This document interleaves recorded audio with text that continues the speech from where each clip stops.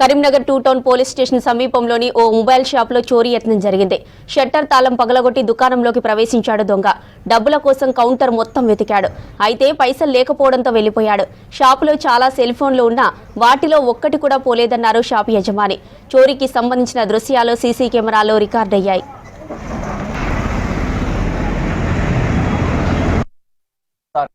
అది 2 టౌన్ పక్కన ఉంటుంది ఎస్ఆర్ఎం మొబైల్స్.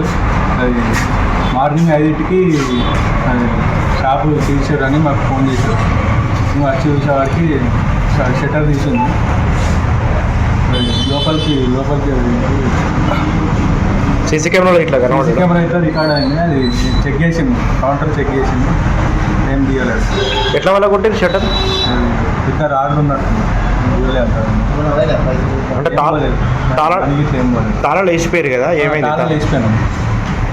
ఏమైంది తాళాలు పలగొట్టి షట్టర్ మొత్తం బెండ్ చేసారు.